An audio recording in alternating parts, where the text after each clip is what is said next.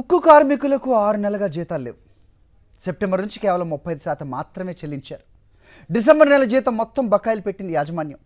రేపు స్టీల్ ప్లాంట్కు కేంద్ర మంత్రి కుమారస్వామి వస్తున్నారు. ప్యాకేజీ ప్రకటించినప్పటికీ జీతాలు రాని దుస్థితి నెలకొంది. ప్రైవేటీకరణ జరగదంటూనే వేగంగా కార్మిక వ్యతిరేక నిర్ణయాలు తీసుకుంటున్నారు.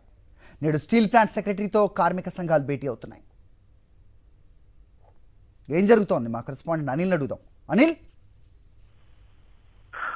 స్టీల్ ప్లాంట్ కార్మికులు అనేక ఇబ్బందులకు గురవుతున్నారు. గడిచిన 6 నెలలుగా జీతాలు అందక పూర్తి స్థాయిలో అర్ధాకలతోనే ఉద్యమం చేస్తున్నటువంటి పరిస్థితి ఉంది. కూటమి ప్రభుత్వం వస్తూ వారికి కష్టాలు తెచ్చిపెట్టిందనే చెప్పాలి. ఎందుకంటే కూటమి అధికారంలోకి వచ్చినప్పటి నుంచి ఇప్పటి వరకు కూడా ఏ ఒక్క నెలకు సంబంధించి పూర్తి స్థాయి జీతాలు అందలేనటువంటి దయనీయమైనటువంటి పరిస్థితిలో ఉక్కు కార్మిక కుటుంబ సభ్యులు ఉన్నారనే చెప్పాలి. అయినప్పటికీ కూడా ఉద్యమాన్ని ఆపకుండా సుమారు 1500 రోజులుగా ఉద్యమాన్ని కొనసాగిస్తున్నటువంటి పరిస్థితి స్పష్టంగా కనిపిస్తా ఉంది. అయితే రేపు కుమారస్వామి రాబోతున్నారు. ఈ నేపథ్యంలోనే వెంటనే జీతాలు చెల్లించాలని డిమాండ్ చేసేందుకు పోరాట కమిటీ నిర్ణయించుకుంది.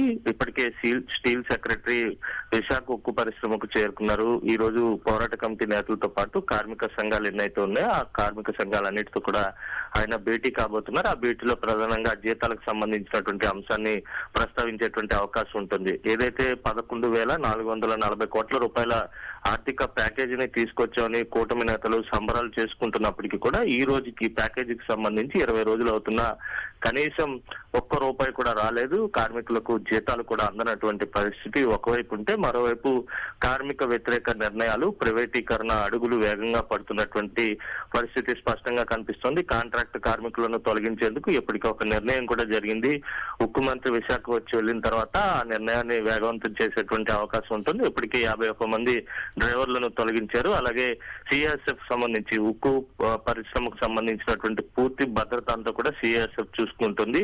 అందులో కూడా పూర్తిగా 60 నుంచి 70% వరకు మ్యాన్ పవర్ ని తగ్గించడానికి ఆలోచన చేస్తున్నట్టుగా తెలుస్తుంది. ఆ బాధ్యతలు కూడా స్టేట్ గవర్నమెంట్ కి అప్పగించడానికి హోంగార్డ్ ను పెట్టి స్టీల్ ప్లాంట్ కు పహారా ఏర్పాటు చేసేందుకు ఇప్పటికే రాష్ట్ర ప్రభుత్వంతో ఒక ఒప్పందం కూడా కుదిరినట్టుగా తెలుస్తుంది. ఓవరాల్ గా చూస్తే కనుక ప్రైవేటీకరణ దిశగా వేగంగా అడుగులు పడుతున్నాయి. గడిచిన 6 నెలలుగా జీతాలు లేనటువంటి దుస్థితి విశాఖ స్టీల్ ప్లాంట్ లో నెలకొంది. ఓకే.